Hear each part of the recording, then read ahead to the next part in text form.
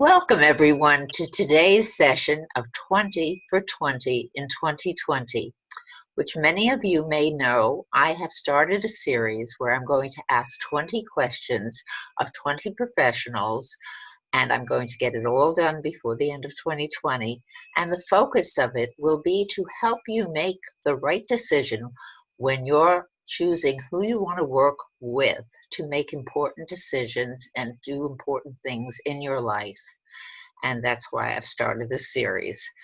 And as many of you know, I'm Ellen Newman, a trusted insurance advisor who helps people with creative solutions for their estate, business succession, retirement, long-term care, and other insurance-related needs that they have using very creative strategies.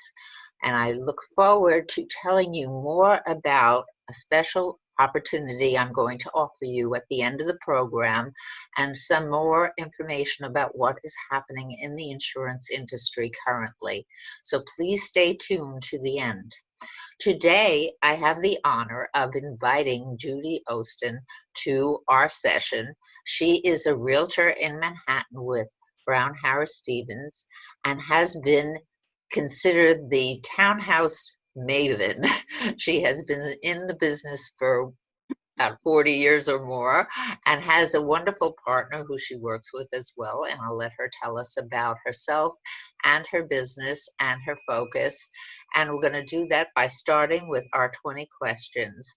So how are you today, Judy? Just give us an update on how you're coping with the pandemic and how things are between Connecticut and New York. And I also forgot to tell people, I just realized, about how we met. We met in Connecticut. We both live in Connecticut, and we're part of the same book club, which we actually run. And that's how I got to meet Judy and learned we had a lot of focuses that were in common. And that led me to invite her for today's session. So how are you doing now in this? We're doing well. I've been in Connecticut for most of the time since the pandemic started in March. And I miss the city, but I've been there, 7 or 8 times. Probably I'm going to go next week again. But my husband and I love being in there, and it's sad not to be there more than I used to be. So this used to be a vacation house in Connecticut 3 or 4 days a week, and now it's been full time. But then I got a chance to meet you, and we're having a lot of fun with this book club. So that's been great. Yeah. Good.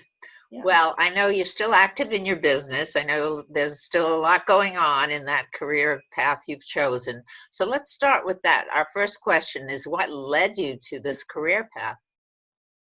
Well, sort of, it was a backing in to this. Something you don't choose usually.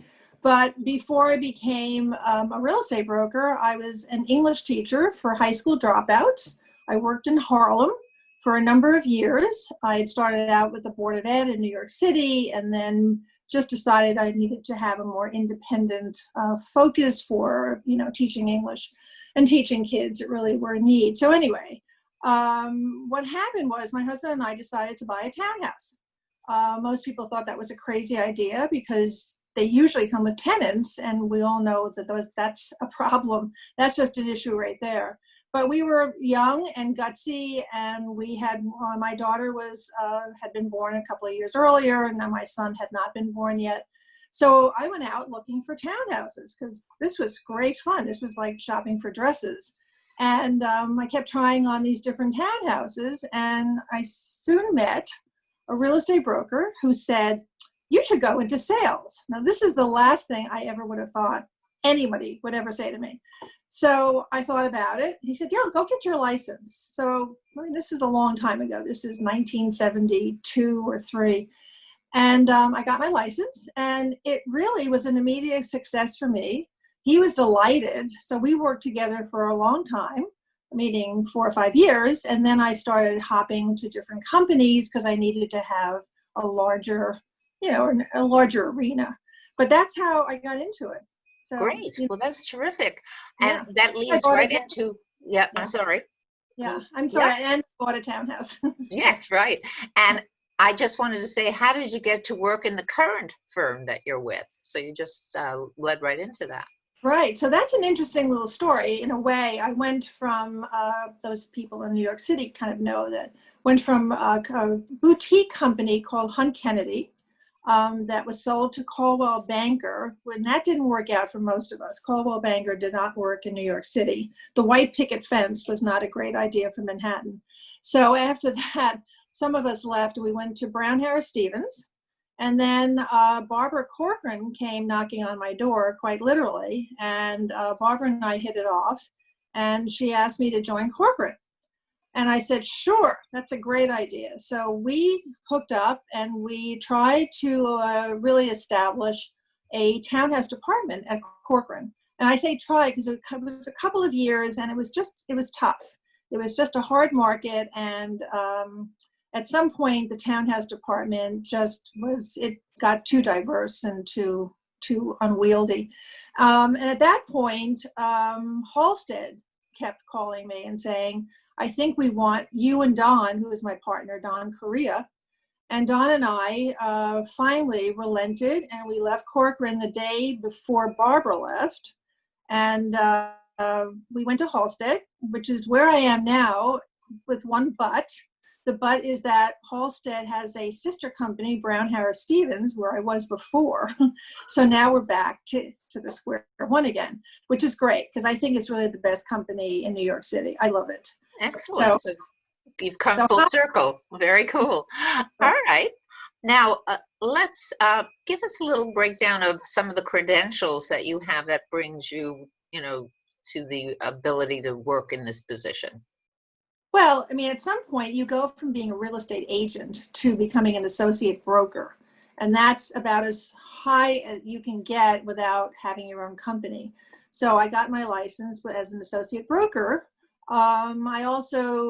The Real Estate Board of New York has special courses that you can take and you qualify for a certificate. And I did that, and it's called the Real Estate Board of New York Residential forum.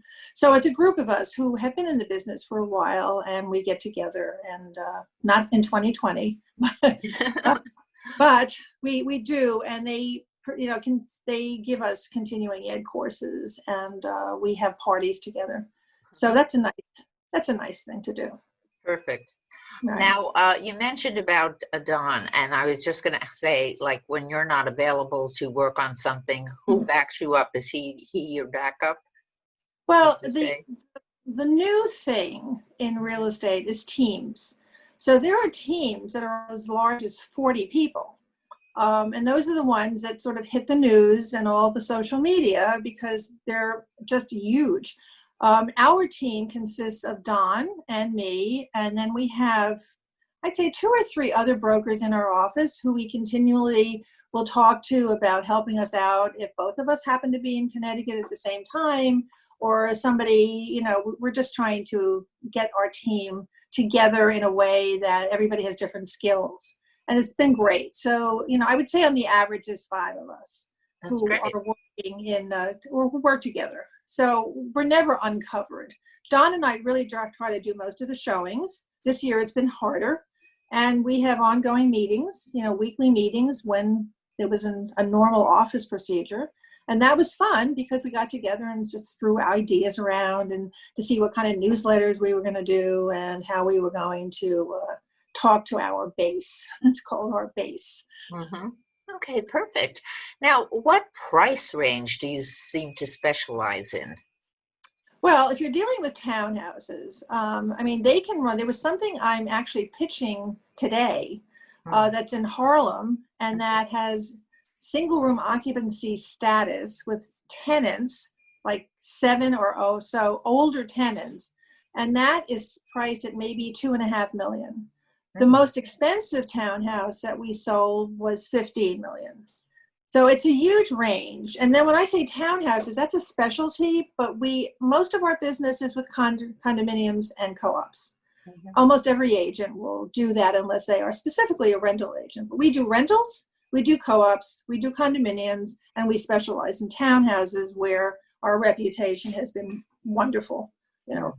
We're considered the experts in townhouses. That's good. Yeah. Have you also found that you work with first-time buyers? And if so, have you done a number of those recently, or what's your experience in working with first-time buyers? Yeah, there's a number of them, and they usually come in from odd directions. It's the son or daughter of somebody that you know. Um, the last townhouse that we sold to a young couple, they just happened to have bought a house I had in upstate New York. So I got to know them that way. And then they called me and they said, "We know you are a real estate agent and we want to buy a townhouse." And I said, "Fine." So, we found them a great townhouse. It took a while. This was before the pandemic. So I have not sold any townhouses or well, we sold a few condominiums this year. But so the range, I think the lowest in the last few years was something like 300,000 up to 15 million. So it's a pretty wide Right. gamut. Yeah. Mhm. Okay. Big. Now, Yeah. that's fine. Now, if I wanted to, are you able to provide, or not I, but whoever is interested in working with you, do you provide references for the people that work with you? If they Absolutely. do? I have to Uh-huh. say most of the time we don't get that request, but yes. Huh. Like we have we've sold, I mean, hundreds and hundreds of properties in the years that Don and I have worked together. We've been together about 15 years. And so together we have a huge inventory of what we sold. It's, Mhm. 2 or 3 pages long. I'm sure. I'm Yeah. sure. And if a buyer comes to you and they have a specific type of property in mind, and what would be your process in helping them find that right property? Do you have like a specific process that you go through when working with them? Well, yeah, I do. The first issue is really listening, especially if it's a couple. So maybe 50% of the business we have are couples. And very often, really very often, they're not on the same page. I'm dealing with buyers now. They're sort of a youngish couple, and she wants something that he doesn't want at all, and vice versa. And they are not quite willing to admit this to themselves, but they're willing to admit it to me. So then you become mommy or you become the psychologist, and then you have to figure out who is the boss, because one of them is going to reign. Very often it's the woman, and you didn't even suspect that until you got into watching the dynamics between the two of them. So you want to know who is in charge. But we need to listen, because anyone who's ever bought anything, I was the first example of this. When I was looking for a house upstate New York, and this is many decades ago, I told a real estate broker, who also told me to get my license at the time. So we worked together for a while. But he said he was listening to me about what I wanted. And then he finally said, "I think you need to just get in the car with me and let's go look at this log home in upstate New York." And I said, "Oh, this is not what I want." But he persevered, and we got to the house and we bought it almost like the next day. So that was my first real estate lesson, is not listening to people when they say, "This is what I want. I want a 2 bedroom, 2 bath with a balcony, in the 20s on the east side." You go, "Okay." And you start out that way. And then you stop listening at some point. So, That's that's fascinating to hear that. yeah. Um, what would you say are three things that separate you from other agents? Well, Don and I, as a team, first of all, I mean, we're a team that's been around for a while.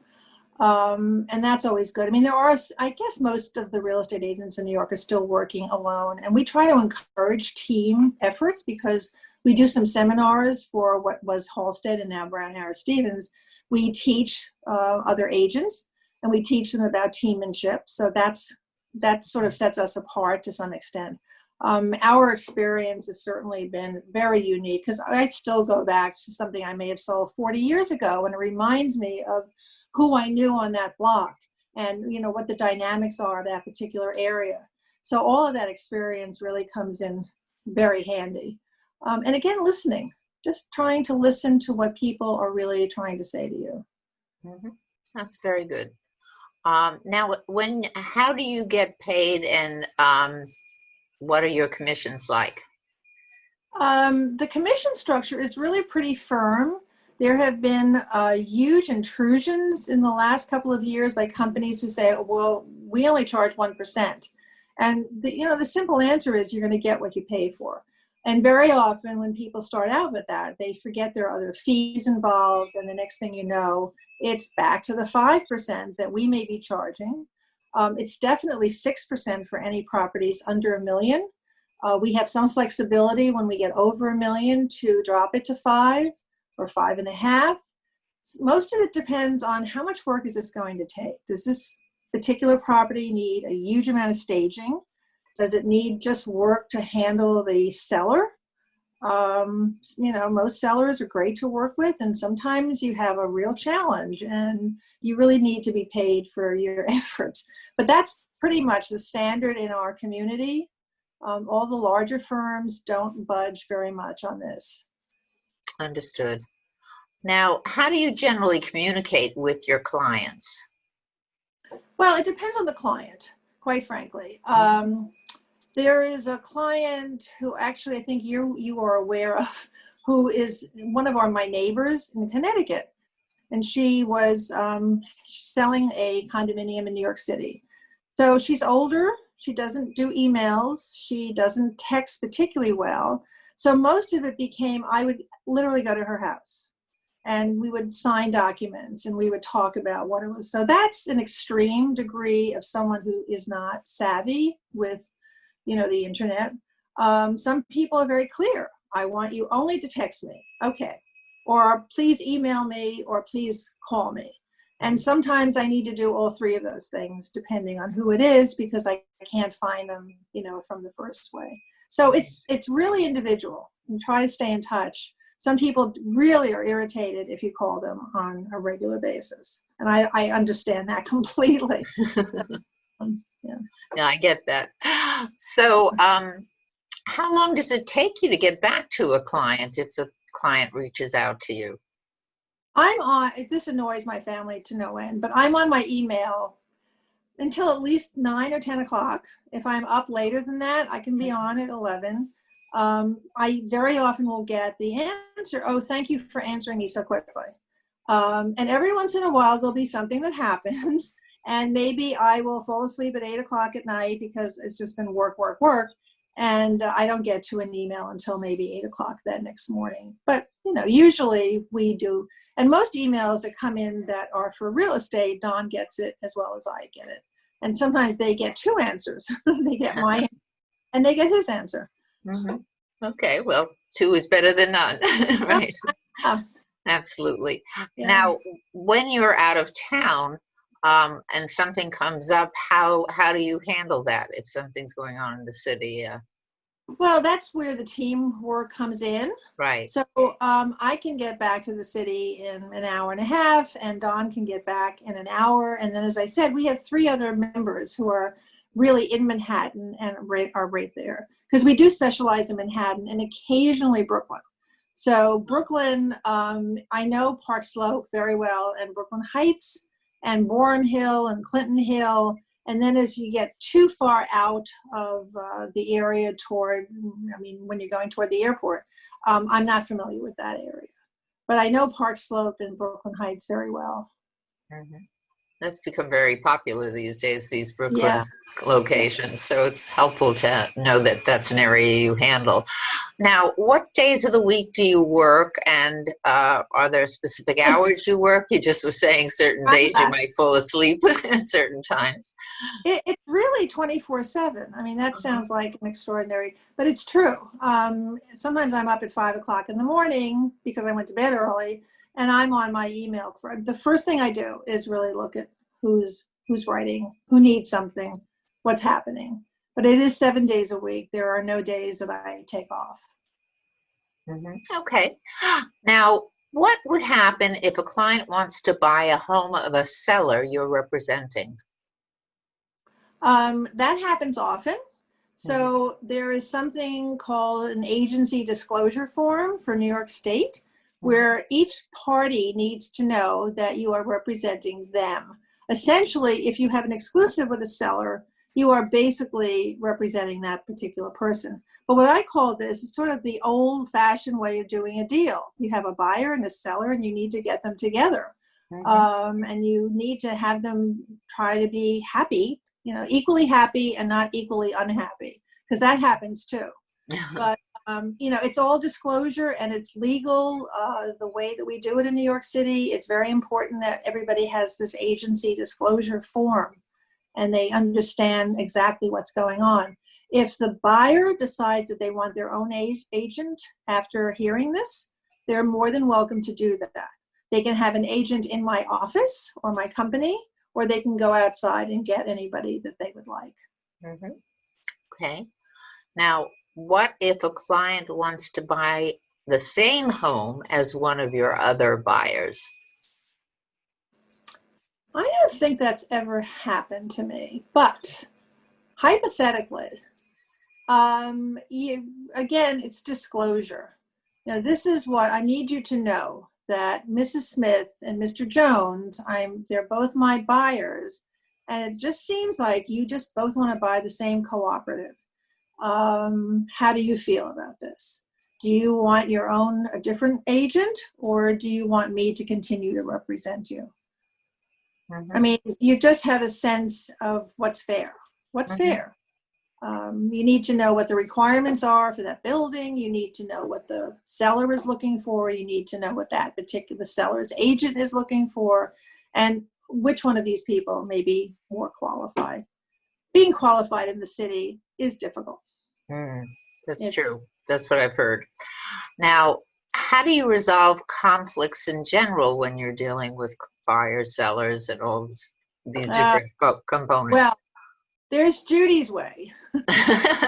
So, you try to do this on the phone, and now we have Zoom, so that's sometimes not so bad. But, talking about, if you had asked me this question a year or two ago, we were really limited to, I talked to the buyer and I talked to the seller, and they're at odds, they're not agreeing on, and it's really a conflict. But when I say Judy's way, my way was always to say, we have a lovely conference room in our office. Let's meet at 5 o'clock or 6 o'clock in the evening, bring some wine, maybe some cheese and crackers, and let's sit down, because when people are face to face, I am stunned at sometimes what was a major issue, and they were calling each other names behind each other's backs, and I was the only person that heard this, that when they get in front of each other, suddenly civility took over. And it's a wonderful thing to see, and they would almost be friends by the time they finished. The wine helped. That sounds like a great solution. That's a great way to do it. That's terrific. So let's take a look at some of what you would consider highlights in your career. If you look back, what are some special moments that you've experienced? Well, sometimes they're the celebrities, but we can't talk about that. So they have to, we really sign things when somebody has a name that's known, and we've had a number of those, for instance. There was a situation that actually closed just before the pandemic, where I was sitting at the closing table for the first time with 100% women. Every lawyer in there, and the buyer and the seller and the daughter, and we were all women. And that was an interesting thing to see. So we took pictures, and I think somebody posted it, but it was just a heart-wrenching situation. Of the sellers were elderly, especially the husband. We didn't think he was going to make it to a closing, and it got delayed month, and when I say month after month, until it finally was about 14 months delay. He is, as far as I know, he's still alive. God bless him. But if he had died, it would have been a serious tax consequences for the entire family. So we were just stretched. The entire family was just crying all the time. That's my most recent one. I have happier ones where somebody didn't qualify for a mortgage and we found them something and they finally bought the house of their dreams and they got married and had children, and we stay in touch with everybody. So, there's some wonderful stories that make me just feel. Well, that's great. That's what really makes a difference, I think, ultimately. And we're actually up to our last question. So my last question, yes, is what are some, we're at our next to last. What I was going to ask you, what are some problems and issues you help your clients address before we finish? The issues are sometimes, does a seller really want to sell? Very often there's a dynamic. Again, it may be a husband and a wife, and he wants to sell and she doesn't. And so, again, you have to go and sit down in their living room and try to figure out what is it that you both can agree on and how can we resolve that issue. And actually, when I say living room, there's sort of a real estate, it's not quite a joke, but it's like sit down at the dining room table, or the kitchen table is even better, because that's where people make decisions. They don't make decisions in the living room. So I always want to go where the food is. Sit down in the dining room table and let's talk about what the issues really are. And very often it's a money issue. Somebody says, I need to buy a $500,000 apartment. And this is what I've looked at, and I understand that's what I have to pay, but you realize they don't have the money to qualify for that $500,000 co-op. So then we have to figure out how to do this. Maybe mom and dad are going to loan you some money. Maybe we're just going to find you a really good broker, a mortgage broker, who is going to find you that extra $100,000 that you might need. So it's money issues very often, and then the emotional issues come after that. Right. Okay. Well, that's very fair, and can imagine that's a challenge to get through. Okay, now we are up to the last question, and that is, what can you tell us about yourself that we wouldn't find out on the internet? Ooh, that's an interesting one. I like to cook a lot. I like to eat a lot. I enjoy my family tremendously. I have 2 wonderful children and 2 grandchildren. And so we try our best to, it's those warm and fuzzy things that, has been what it is. I have wonderful friends that I stay in touch with on an almost daily basis. I'm very, very privileged to have that. I also work with an organization that we're working on racial right now, and that's been an interesting ride with them. They're working on the environment and on social issues, and I've been very involved in that in the last couple of years, where some of my assumptions about myself have been challenged, and I thought that was fascinating. What's the name of that organization? This is the Universalist Unitarian Church on Central Park West. And it's a group of how, the way they describe themselves, and it's absolutely true, is that there are believers and there are agnostics and there are atheists and there's everything else. So everybody comes together as a community. And I think most of us are really there to do things, to get something done. In the city, we have soup kitchens. There's all kinds of excellent programs that they have, and they've gotten so much more involved this year than ever before. We're really feeding people. That's good. That's so important. That's really nice to hear and to know. Well, this has been amazing and wonderful, and I want you to take a second to tell the viewers how the best way to reach you would be and how they can get in touch with you. Oh, sure. So it's Judy Oston. It's Oston. I always say it's like Boston without the B. And I am now with Brown Harris Stevens. So my email is joston@bhsusa.com. And my telephone number is 917-439-7111. It is with me 24 hours a day. I don't want anyone calling me at 2 a.m, but it's next to me. So those are the 2 best ways to get in touch with me. Well, that's terrific. So I did promise everybody I would tell them a little bit about something that's taking place in the insurance business and that I can help them with. And that is right now, as many people know, there are a lot of changes taking place as a result of the election and also in the economy. And as a result of that, if you currently, because of this low interest rate environment, many insurance companies are changing the way they price insurance. Also, there have been changes in actuarial tables in the last couple of years. So what I'm suggesting is if you currently own any insurance for a variety of purposes and planning that you've done, it needs to be reviewed. And if you haven't reviewed it in the last couple of years, I would be happy to do a complimentary review for you. All you need to do is reach out to me at ella@nortonadvisorygroup.com, and we can create a virtual meeting and we can talk about what you're doing currently and see if I can help you with a new direction or revision of some of the strategies and or policies that you currently hold. And there are some very effective strategies that can be put in place to take care of some concerns that might come up now that we have a new regime coming in terms of the election and the change in the Biden people are going to be coming in. There may be significant changes in estate planning programs that are out there and the amount of money that you can actually transfer forward. And there's some very specific strategies that need to be looked at currently or certainly very soon that you can take action on, and we can help you with those as well. So it's very important to take a look at what you've been doing, what you're planning to do. And these insurance companies are restructuring their pricing. Interest rates are very low, and we can do some premium financing to create strategies that make sense to use these low interest rates. So reach out to us.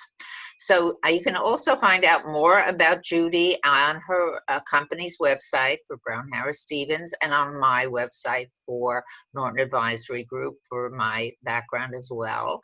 And in the meantime, I want everyone to stay healthy and stay safe and to enjoy the upcoming holiday season and look forward to a better 2021. And thank you, Judy, again for joining us today. Oh, this was great fun. Thank you. This was lovely. Bye. Bye.